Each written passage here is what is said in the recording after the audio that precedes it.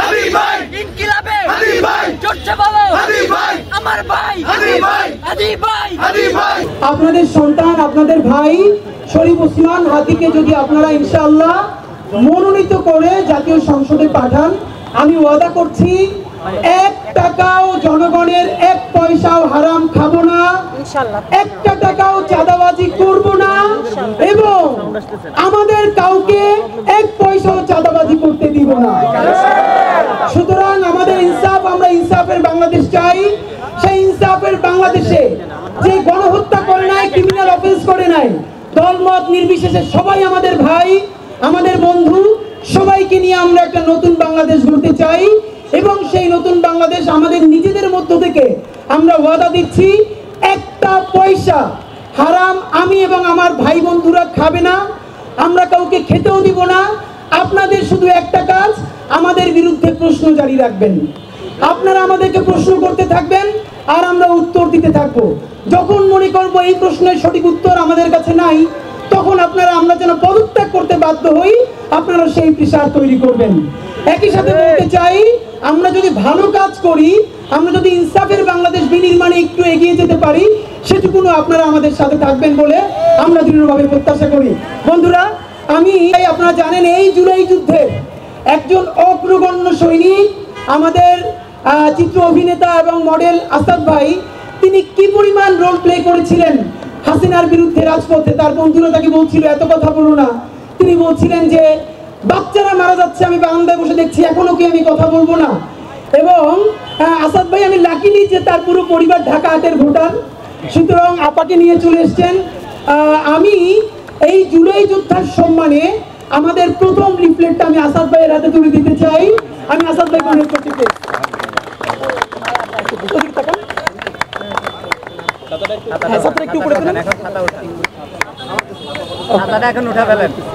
এরপরে আমরা আপনাদের কাছে লিফলেট পৌঁছে দিব। আর এখন আমরা আমাদের যে তবরক আপনারা দেখেছেন যে বাতাসা এবং মুড়ি, আচ্ছা কিছু মানুষ মানে আসাদ ভাইয়ের বোন আপা এবং দুলা ভাই থেকে শুরু করে কিছু মানুষ যে অকারণেই আমাদেরকে এত পরিমাণ সাপোর্ট করে, ভালোবাসে, এটা আসলে আমাদের ঋণ। আমি শুধু আপনাদের কাছে বলতে চাই ভাইরা, আমরা আজকে বিসমিল্লাহ বলে রাজপথে নামলাম। অনেকে জিজ্ঞাসা করছে যে আমরা কি জিতবো কিনা। আমরা তো জিতবো বলেই নেমেছি। আমরা যদি কারো কাছে 1 পয়সা চুরি না করে, চাঁদাবাজি না করে, ডাকাতি না করে নির্বাচন করি, তাহলে তো আমাদের পরাজয়ের কোনো কারণ নাই। অনেকে জিজ্ঞেস করে 500 ভোট পাবা, আমি কমেন্টে রিপ্লাই দেই এত ভোট পয়সা ছাড়া, তাই তো বিজয়। এর মানে পয়সা ছাড়া 500 ভোট, আপনি কেন ইমাজিন ভাই চিন্তা করতে পারেন। আমরা বলতে চাই, আমাদেরকে যদি আপনারা কেউ হারাতে চান, সততায় আমাদেরকে হারাতে পারবেন না, চ্যালেঞ্জ দিলাম ইনশাআল্লাহ। সুতরাং নতুন বাংলাদেশের চ্যালেঞ্জ হবে আমাদের সাথে যারা সততার প্রশ্নে নামতে পারবেন, ইনসাফের প্রশ্নে নামতে পারবেন। আর একটা কথা বলি, ঢাকা 8-এর মতো গুরুত্বপূর্ণ আসনে আমরা হলাম বাচ্চা ছেলে, কিন্তু আমাদেরকে শুধু বাচ্চা করে মনে করে কেউ যদি মাসেল পাওয়ার দেখিয়ে জনগণের রায়কে বৃদ্ধাঙ্গুলি দেখিয়ে ভোট ডাকাতি করবার চেষ্টা করেন, পয়সা দিয়ে ভোট কেনবার চেষ্টা করেন, শুধু মনে রাখবেন হাসিনার থেকে বেশি শক্তিশালী আপনারা কেউ ছিলেন না।